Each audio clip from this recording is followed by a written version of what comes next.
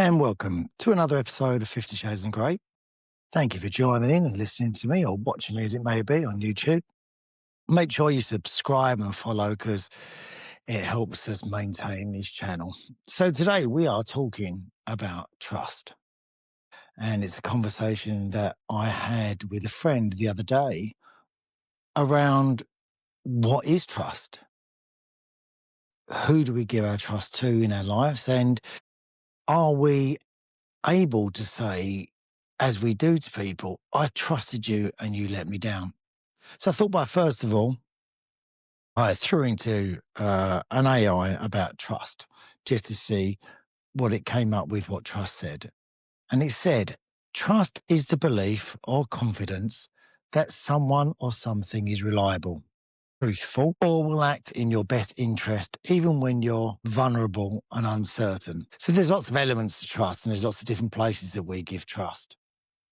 In terms of myself, I'm in a school, I'm a teacher, and safeguarding is a huge part of schools now, obviously, and you're trusted with the care of people's children, and you're trusted to act in the right manner and do the right things, and you're given trust to do various different jobs and activities with the children and keep them safe.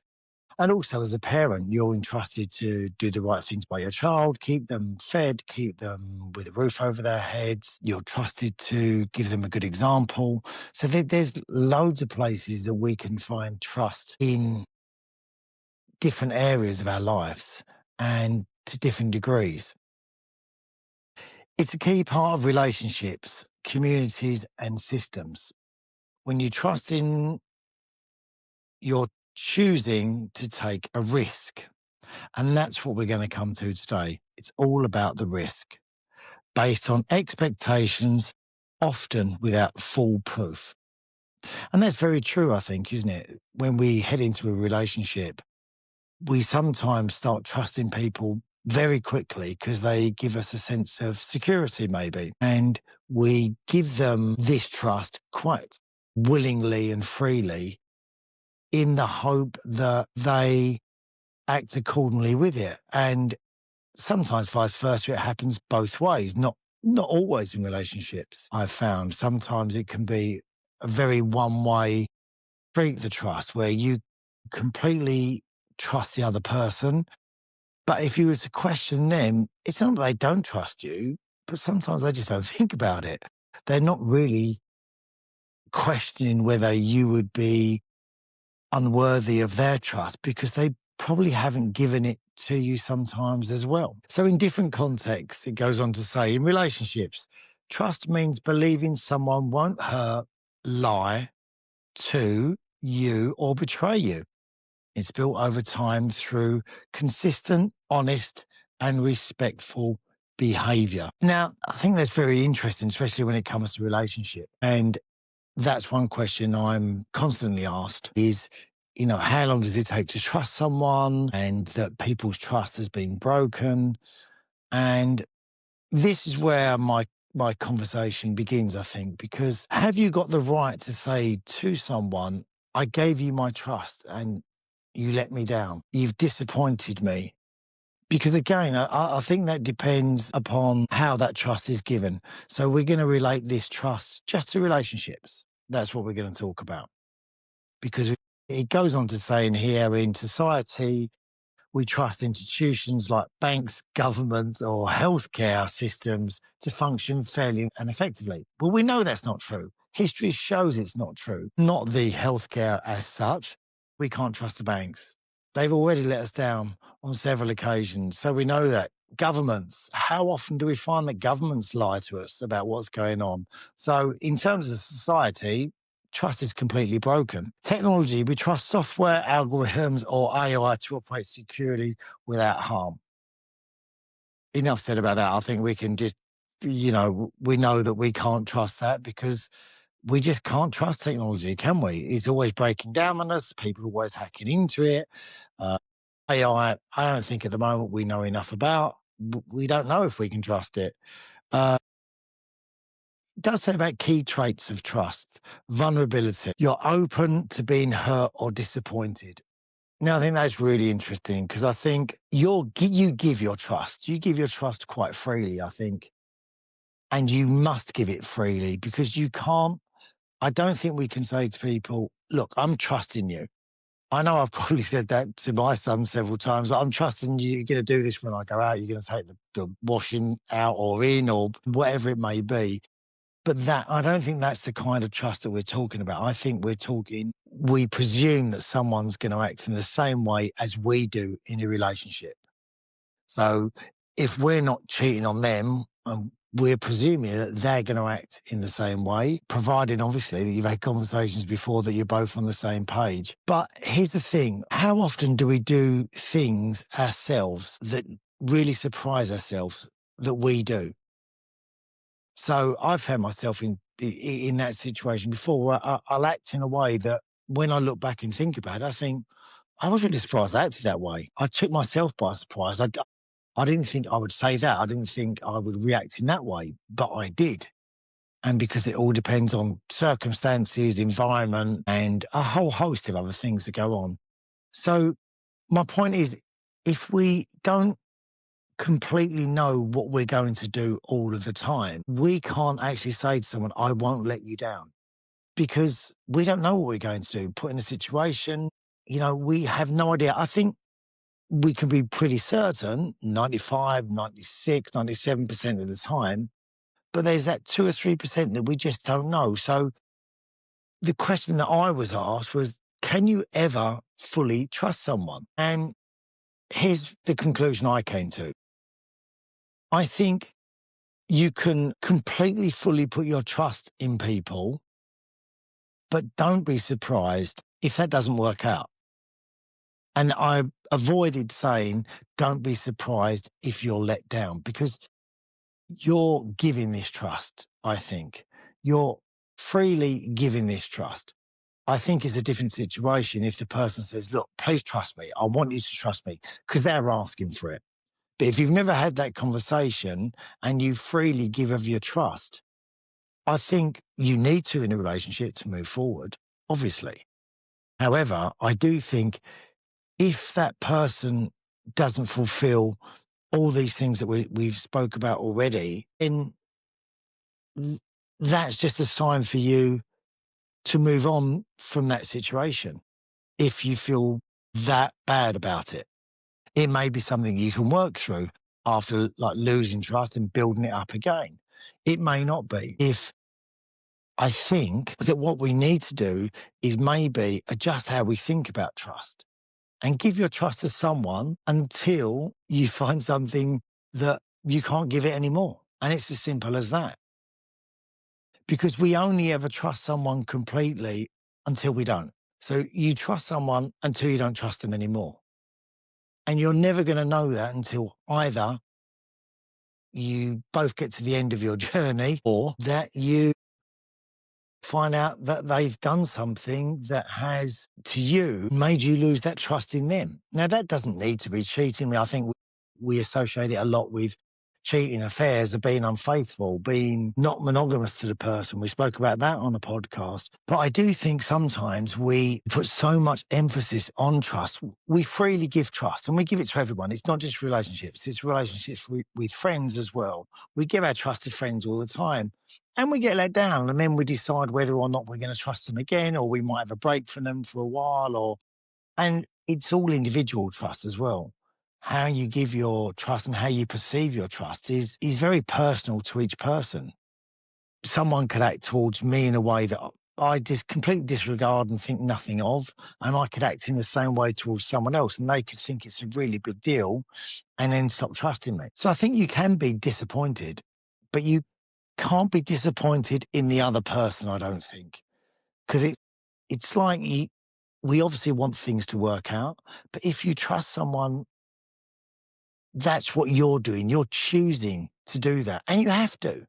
You have to take that gamble. Trust is a gamble. You're gambling that the other person won't let you down, but there's always a chance that there is, because the other person can tell you, you can trust me, fully trust me. I know myself, which I think I know myself very well, but I know only up to about 98% of the time, because there's been occasions in my life when I've acted in a way or reacted in a way that has even surprised me. And I think that happens a lot with people that end up having affairs that or cheating on their partners, where they never see something coming. They never see, the situation they get themselves into coming. It just happens. It evolves. And then they're in a situation then where they're panicking because they can't get out of it. And then rather than do the really, really difficult thing of sitting someone down and telling them the truth and saying, listen, I've met someone else, I really like him, I want to see where that goes, because we don't want to hurt each other fundamentally. I don't think in relationships people aren't like that. And I think if you'd ever been with someone that sat you down like that and said, right, I've met someone else, me and you are over, you would think, God, how heartless are they? They just completely disregarded me and thrown me to the side to start this new venture with someone else. But that is the bottom line. But people don't want to have those conversations because they're very aware of hurting people. So they tend to find themselves in these situations. But if people don't always know what's going to happen with them around the corner, they can't guarantee anything 100%. So I think we trust people until we don't. And that's the top and the bottom of it in terms of relationships, I think. You trust someone until you don't trust them anymore. So also reliability. It's about the other person shows consistent, dependable behavior. But again, consistent, dependable behavior is only consistent and dependable until it's not. How many times have we heard someone say, I never thought they'd do that. I never thought those two would break up. It turns out she was doing this or he was doing that. And so dependable and consistent is dependable and consistent until it's not, the same way as trust. Honesty, there's a transparency and truth. Now, again, this is something that we've related these two things to all aspects of relationship. I think transparency and truth are great things in an ideal world, but they're very clouded sometimes in relationships because I think we hide the truth sometimes and we're not always transparent about things because we're worried about hurting the other person. So we don't always do those things. And also, I think fundamentally, people are going to do what's good for them. That's the bottom line. People are going to make decisions which 100% they need to, that are going to be good for them. Stay with people just because they think it's the right thing to do when they're not happy, because eventually that's going to come out. And I would hate to be in a relationship where, you spend all your 40s and your 50s and you get up to your 60s and the person that you're with turns around and says, yeah, I stopped loving you 15, 20 years ago, but I stayed with you because it was the right thing to do. Sod that. That weren't the right thing to do. Tell me 15, 20 years ago, let me be upset for a few years, and then at least I'm still got 10 years to do something with. That's the right thing to do. But it's, and that's not out of being horrible to someone, although the final action actually probably is not the best thing to do. But people do it because they think they're doing the right thing, because they want to be consistent in their behavior and they want to be reliable for the other person, because maybe that's what they promised. Also, competence. The trusted party is capable of doing what they say. And again, this thing goes right the way through. The trusted party is capable of doing what they say until they don't.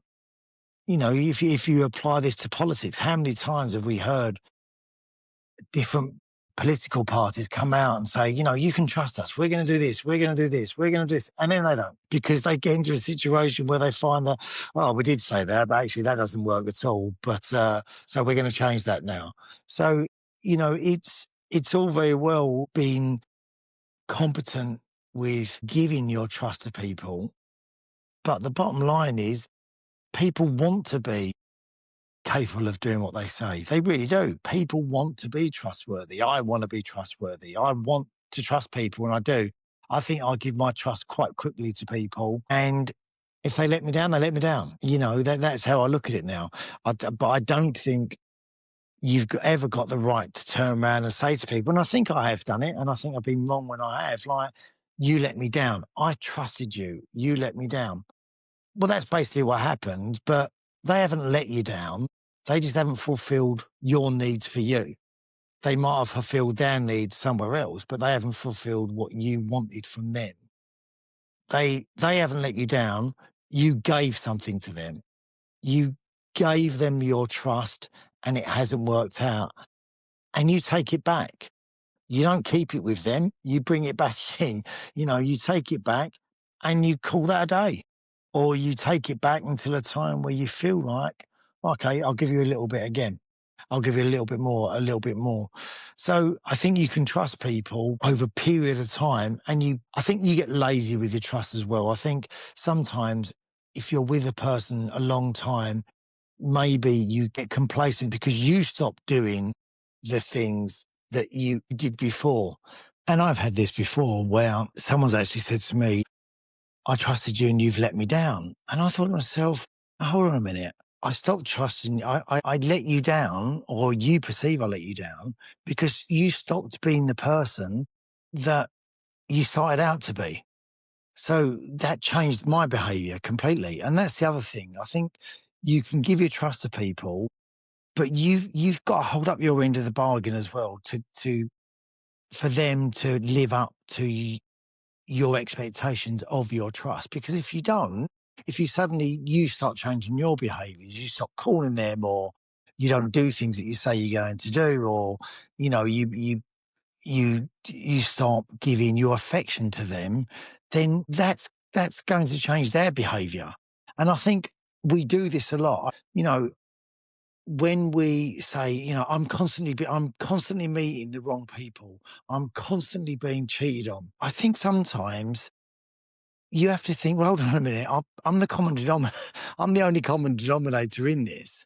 So maybe it's a case of, these things keep happening to you because you keep behaving the same way to other people all the time. And if you keep behaving that way to other people, you are probably going to get the same ending constantly. And you're going to convince yourself that, why is it me? I just pick the wrong guys. Well, that could be the case. That really could be the case. But it also could be the case is they start off the right guys, but you end up treating all of them and not giving things that they may need that you promised them. So in the end, they're going to get those things from someone else. And then they might say, look, I've met someone else. And you're going to go, oh, another one I've met who's been wrong. But actually, they probably, if you was ever to have a honest conversation with them, they would probably say, well, you stopped being the person that you showed me signs that you would be, and neglected me in ways that someone else then gave to me. So I think it's really important, like with our trust as well, that we realize, we've got an end of our trust to hold up. If we're giving that trust to a person, that person expects us to be the person that we are when they're trusting us, which sounds very confusing. But, if you suddenly change the person you are, they're not going to live up to your expectations anymore, because they're going to think, you're not the person that I was willing to live up to this trust. You've completely changed how you are. So I think that's a big part of it as well, is that you don't just give your trust to someone and do nothing and it's all on them to live up to your expectations.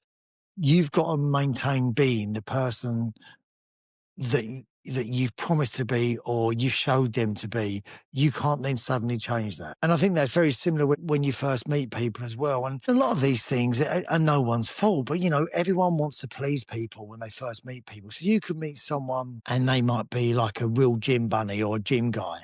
And you're like, oh, okay, well, yeah, of course I go to the gym. I go to the gym all the time. I'm always in the gym, me, and for the first sort of 4 or 5 weeks of the relationship, you're down the gym with them all the time, and you're working out with them, or you're working out on your own, and you're maintaining this until you get to a point of where you go, sod this, I'm not doing this is not me. And then that's what you should be doing, because if it's not you, you shouldn't be doing things that aren't in your nature or you don't enjoy. But then all of a sudden, this other person is going to turn around and go, well, hold on a minute. I thought you really enjoyed these things and you were doing these things, and now you don't. I'm not really attracted to people that don't do those things, because that was a common interest for me. That was one of the things that I really want in someone. And that could be a whole host of things, an absolute whole host of things. So I think that's really evident in a lot of relationships that I see that break down after 2 or 3 months, is that we're all trying to be the person that someone else wants to be. And if it's not actually us, eventually you will fall back into old habits and the person that you was before you changed everything. And that could cause upset. Okay, the last thing. So benevolence. You believe that they have your best interests in mind. Well, they don't. They're going to have their best interests in mind, because essentially people will do what's most of the time right for them in situations when it comes down to it. I think 100% there are occasions where we don't do what's good for us because it helps other people, but to different extents. If it's a life-changing thing and it's going to be for a long time, people will do what's right for them because they need to. They should do, because eventually that will come up again. And if not, you're going to end up doing the right thing for other people at the expense of your own happiness. So I think, we do trust people to do the right things by us and have your best interests in mind, but it will only be to an extent, and you can only expect that to an extent as well. So the whole issue of trust in relationships, I think if you approach it in a way of, I'm going to give you something freely because I want to. And it's nice to trust someone. It is nice to trust someone. And if you find out that they haven't fulfilled your expectations of what your trust is, it does hurt. But that's part of it. It doesn't stop you doing it again. I play football all the time. And when I get injured, it hurts. It takes me 2 or 3 weeks to get through it and get over it. But I play again because I love doing it. And it's the same with, with being in relationships and being in love.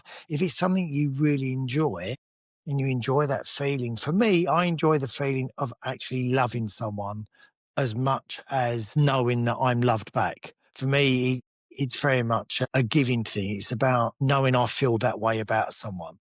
So I think I give, like I said, I'll give my trust to someone as soon as I'm ready. And sometimes it's very quickly. If it doesn't work out, I won't blame them, and I won't blame myself either. I won't think, oh, why have I done that? Because I know that's me. I'll just do what I think is right for me. And if it doesn't work out, I'll regroup, recoup, and then do the same again. And then eventually you keep doing it until you learn that trust is something that you lend out. You don't give it, you lend it out. And if you lend it to someone until the point of you take it back, because it's always in your control, the trust. You never lose it in terms of someone doesn't run off of it once you give it to them. Okay, it's not like lending someone 20 quid. It's something that you keep always. You just lend it to people.